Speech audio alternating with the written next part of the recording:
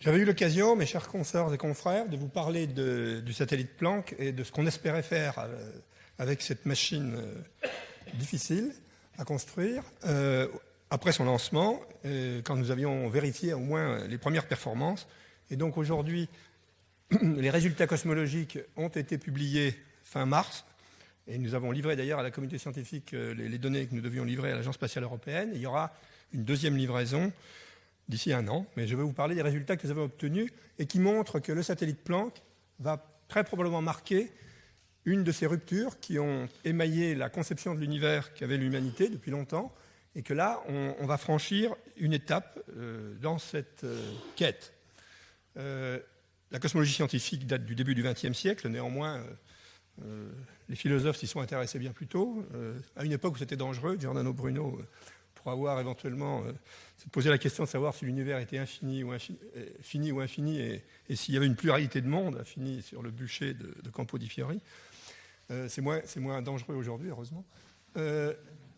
Les questions qui sont posées depuis le début du XXe siècle, après le développement par Einstein de la relativité générale, qui a permis de faire les premiers modèles d'univers cohérents, ce que ne permettait pas la gravité newtonienne.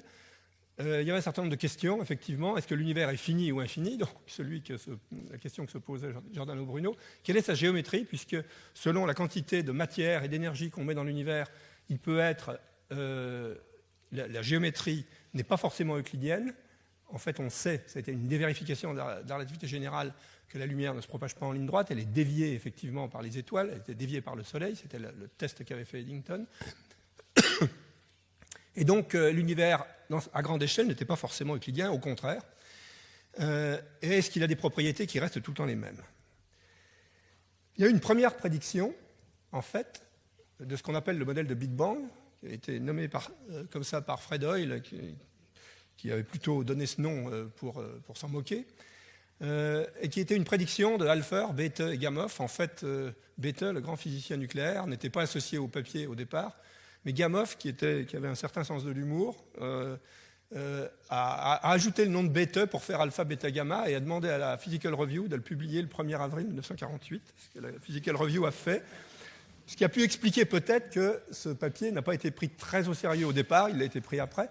Il faut reconnaître que l'extrapolation qu'il avait faite de l'expansion de l'univers mesurée par Hubble sur des galaxies qui n'étaient pas si lointaines que ça, extrapolait l'histoire passée de l'univers jusqu'à un point où l'univers était 300 millions de fois plus petit, 300 millions de fois au cube plus dense, et faisait 1 milliard de degrés, ce qui était une extrapolation absolument phénoménale, et donc qui a été prise avec un certain scepticisme, à ses justes titres, et qui devait laisser effectivement un rayonnement de corps noir à quelques degrés, dont le maximum était dans les micro-ondes.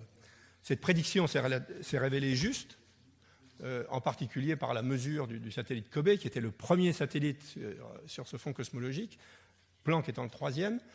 Et je vais d'abord vous donner un premier résultat de Planck, c'est que finalement, 65 ans plus tard, on a non seulement vérifié avec Kobe en l'an 2000 que le corps noir, ce rayonnement avait bel et bien un rayonnement de corps noir, très proche, mais aujourd'hui, la densité de baryons, donc les nucléons qui vont pouvoir former l'hélium, celui qu'on ne pouvait pas former dans les étoiles, qui était à la source de cette prédiction.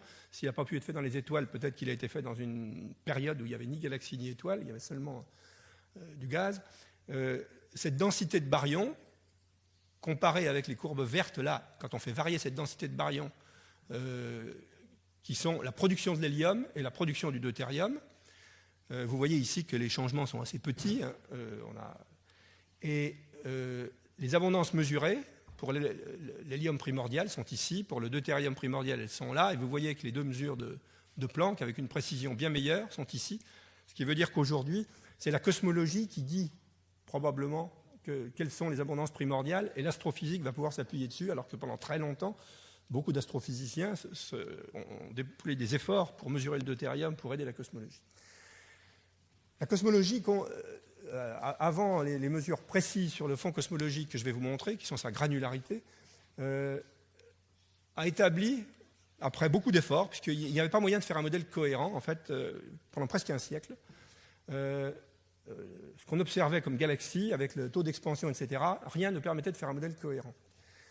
Le modèle cohérent, il est venu d'une observation qui s'est appuyée sur les supernovas, ces explosions d'étoiles qu'on peut voir de très loin, et qui non seulement a regardé le facteur d'expansion, mais a regardé son évolution avec le temps.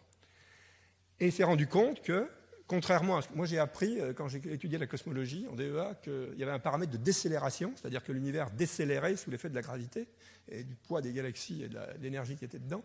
Et on sait aujourd'hui que l'univers réaccélère. Donc c'est assez bizarre. En fait, les physiciens autorisent ça, puisque l'énergie du vide, par exemple, a des propriétés telles que la pression est négative, ou certains champs scalaires peuvent produire la même chose. Et la pression contribue en relativité générale à la gravité, et si la pression est négative, on peut obtenir, dans certains cas, effectivement, une forme d'antigravité. Ce modèle est donc efficace, il explique toutes les observations, mais il est aussi surprenant dans la mesure où il faut mettre donc, une de ces composantes, énergie du vide ou champ scalaire ayant les bonnes propriétés, qui est fait à peu près 3/4 de l'énergie, et puis il y avait la matière noire, donc repérée dans les galaxies depuis les années 30 d'ailleurs. La masse des galaxies était beaucoup plus grande que la masse des étoiles qu'elles contenaient. Donc il y a 75%, il y a 95% du contenu en énergie de l'univers qui explique, avec ces trois composantes qui se comportent différemment dans l'expansion et sous forme de la gravité, tout ce qu'on mesure, néanmoins, sont des composantes non physiques, ce qui n'est pas très agréable pour un physicien. Ce qu'on a utilisé après coup pour tester la cosmologie, c'est pas seulement le fond cosmologique, qui était un point très important, mais sa granularité, dans la mesure où on doit voir les graines, les origines de toutes les structures qui se sont développées après, les galaxies, les amas de galaxies. Et donc ces structures, quand elles se développent dans l'univers primordial, si effectivement il y a eu des fluctuations suffisamment grandes au début, elles se contractent sous l'effet de la gravité, mais la pression, la radiation augmente, et puis elles rebondissent. Alors celles qui sont assez petites ont le temps de se contracter, puis d'avoir une réexpansion, alors que celles qui sont les plus grandes ont juste eu le temps de se contracter. Et cela produit, en fonction de l'échelle qu'on regarde sur le ciel, dans le fond cosmologique, un certain nombre de modes particuliers qui ont été prédits très tôt. Après la découverte du corps noir, aussi bien le groupe de Zeldovich en Russie que le groupe de Princeton, Peebles et Wilkinson, ont prédit ces oscillations qu'il fallait chercher. Et le développement de ces structures nous renseigne sur, effectivement, le contenu de l'univers depuis le moment où elle est partie. Alors, le modèle standard qu'on a en ce moment, c'est un modèle où on observe, après 13,8 milliards d'années, et on observe un fond à 2,7 degrés, et la lumière qui nous parvient de ce fond, qui se propage librement, elle ne nous provient que de la période où l'hydrogène était recombiné. Quand l'hydrogène est ionisé, les photons ne se propagent pas en ligne droite, il y a une espèce de brouillard, et l'information, elle se propage sous forme d'ondes sonores. Néanmoins, depuis des périodes très reculées, on peut propager l'information et déterminer le contenu et la physique de l'univers. Ce qui manque, c'est les conditions initiales, qui sont effectivement des conditions initiales qu'on met dans le modèle, mais dont on ne connaît pas la physique. Et donc la nouvelle physique qu'il faut automatiquement mettre, c'est celle-là. Alors, les données de Planck, c'est 9 fréquences centrées autour du maximum du fond cosmologique, autour de 100 GHz. Et vous pouvez voir la Voie lactée, là, sur chaque représentation de tout le ciel. Et puis, vous voyez effectivement, dans les canaux qui sont les canaux centraux, 70 GHz ou 100 GHz, vous pouvez voir les fluctuations du fond cosmologique. C'est ça qui nous intéresse pour faire la cosmologie. Et il faut retirer le fond cosmologique. Et vous voyez les avant-plans galactiques qui dominent soit à très basse fréquence, soit à très haute fréquence. Donc finalement, quand on fait ce nettoyage, on obtient cette carte qui est l'outil qu'on va utiliser. Et de chaque petit excès de 1 degré ici, est né finalement des amas de galaxies, des très grandes structures qu'on mesure dans l'univers. Ça, c'est la distribution des galaxies telle qu'elle est mesurée aujourd'hui sur un très grand volume. Alors, le satellite WMAP, qui a été lancé par la NASA et qui a donné des résultats à partir de 2001, a mesuré effectivement, après les premières expériences ballons, ces fameux pics acoustiques. Mais vous voyez que sur le 3e pic, par exemple, le signal sur bruit est faible, et sur la polarisation, il n'observe que le premier. Voilà ce qu'on observe avec Planck. Le meilleur modèle de Planck, c'est la courbe rouge. Et les points de mesure, c'est ça. La barre d'erreur du bruit sur le premier pic ici c'est 6 microcas sur 6000, donc il y a un facteur, on a un signal sur bruit de 1000 ici, de 1000 et de 200 ici. Donc c'est un gain. Ce pic a été détecté pour la première fois en l'an 2000 par une manip ballon qui a une barre d'erreur relativement grande. Et donc en 13 ans, on a gagné un facteur colossal et c'est celui-ci qu'on va utiliser. Ce qu'on voit en fait, c'est que ce fond cosmologique il se propage dans l'univers et, comme la lumière au voisinage du Soleil pour la mesure d'Eddington de 1919 pour prouver la relativité générale, il est dévié par les grandes structures dans la fin de son parcours. Si on fait une modélisation d'un petit morceau de ciel sans le lentillage gravitationnel, vous voyez que la différence entre les deux, c'est le lentillage gravitationnel, ça bouge très légèrement, et c'est ça qu'on détecte, et on peut le détecter parce qu'effectivement, c'est une signature qui n'a pas la distribution d'une courbe de Gauss, et quand on fait des corrélations non pas entre 2 points sur le ciel, mais entre 3 points, on peut effectivement extraire ce signal. Et vous avez les barres d'erreur là pour les 3 différents canaux, pour montrer qu'effectivement, qu'on le fasse avec n'importe quel de ces canaux, on trouve à peu près la même chose. Et la courbe qui est là, c'est la prédiction de cet effet avec le meilleur modèle qu'on ait aujourd'hui. Et vous pouvez voir que ça marche extrêmement bien. Donc, ça illustre la puissance qu'on a avec Planck. Et ça, c'est quelque chose, une carte très originale des 2 pôles, nord et sud par rapport à la galaxie, où vous voyez en fait l'intégrale de toutes les structures qui sont développées dans l'univers, qu'on ne peut pas observer directement. Mais là, le lentillage gravitationnel nous en donne la signature. Et alors, le changement du fameux contenu, il n'est pas exactement le même entre avant Planck et après Planck. Vous voyez effectivement, comme l'ont dit en plaisantant un certain nombre de gens le jour où on a sorti les résultats, que toute cette partie-là, dont on ne connaît pas la nature physique, est plus petite. En particulier, donc, la partie la moins connue, la fameuse Dark Energy, a baissé significativement, ce qui est une façon d'estimer les progrès qu'on a fait si la fraction est plus petite. Mais bon. La constante de Hubble, par exemple, a varié notablement. On trouve 67 km par seconde par mégaparsec, c'est cette fameuse pente qui dit que les galaxies s'éloignent de plus en plus vite quand elles sont plus loin. Et les meilleures mesures qu'on ait aujourd'hui avec le Hubble Space Telescope, c'était 74, c'est un papier qui est sorti quelques mois avant celui-ci, et vous voyez que les barres d'erreur ne sont pas compatibles. Ce n'est pas complètement incompatible si on veut bien aller chercher une probabilité de quelques millièmes, mais enfin c'est assez peu probable. Et ça reflète le fait que c'est des mesures extrêmement difficiles. L'échelle des distances où on emboîte un certain nombre de mesures différentes pour aller aux mesures cosmologiques sont très difficiles. Donc finalement, quand on essaye de se comparer au modèle standard qu'on testait, ce modèle standard qui était sorti de l'observation de la réaccélération, on détermine avec une très très grande précision les différents... Ça, c'est la densité de baryons. Alors tout ça est ramené à un facteur 1, qui est celui d'ailleurs qui donne un univers euclidien.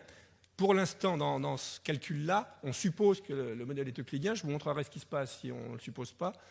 Et vous avez ici la matière sombre. Et vous avez ici un paramètre important qui est quel est l'indice du spectre des fluctuations primordiales qui ont donné naissance à toutes les fluctuations. Et ça fait partie de la partie primordiale, la moins connue, et là où on va se poser des questions. Je vais quand même vous montrer la polarisation telle qu'elle a été mesurée, et qui n'a pas été utilisée pour ces résultats. Donc le modèle prédit maintenant deux modes de polarisation, et vous voyez les points bleus qui sont les points de mesure. Vous voyez les barres d'erreur ici, elles sont à la taille du point. Et vous voyez qu'on prédit cette fluctuation. Alors, ce que je vous ai montré tout à l'heure, le premier pic là, qui était marginalement mesuré par WMAP, c'est celui-ci. Là, il ne mesure quasiment rien.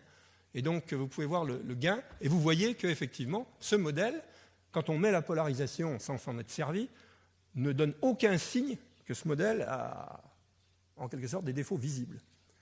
Je vais sauter ça. Et donc, on peut se demander, effectivement,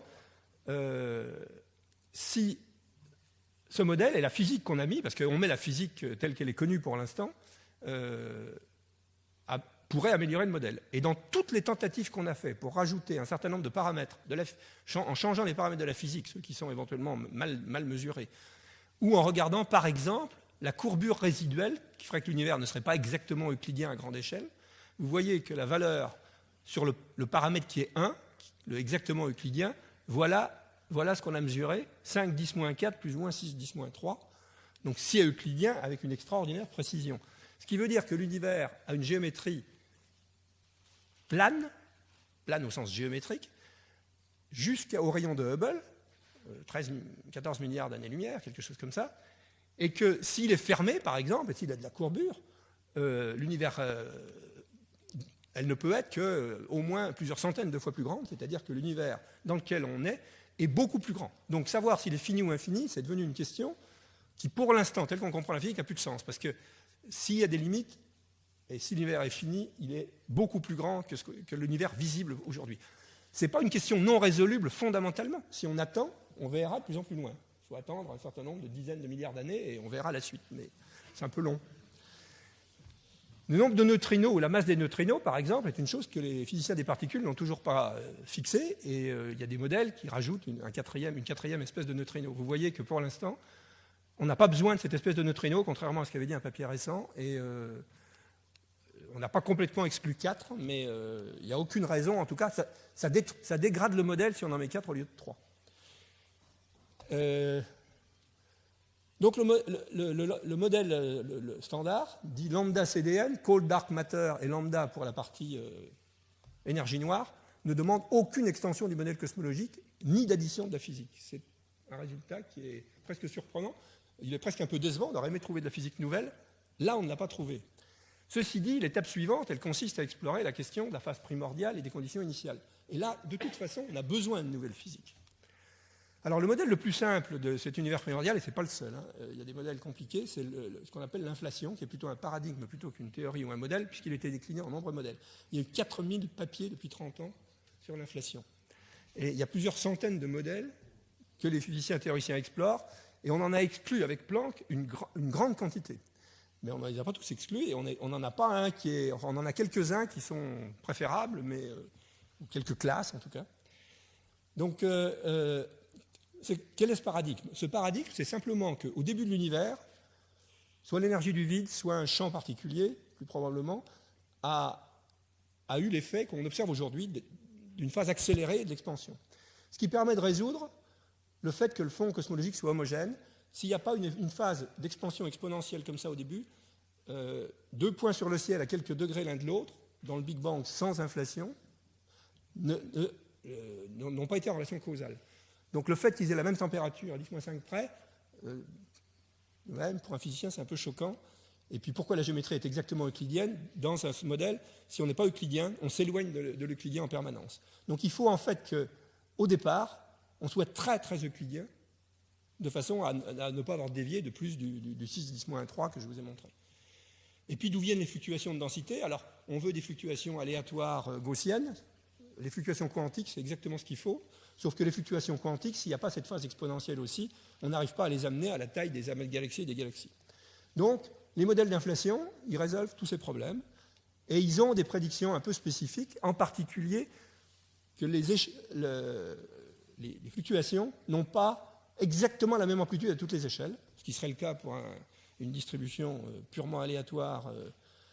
Et donc, comme on a mesuré quelque chose qui est très légèrement différent, c'est une des choses qu'on peut tester avec les modèles d'inflation. Et puis, il y a une génération d'ondes gravitationnelles qu'on pourra tester avec Planck, mais qui n'est pas encore testée pour l'instant.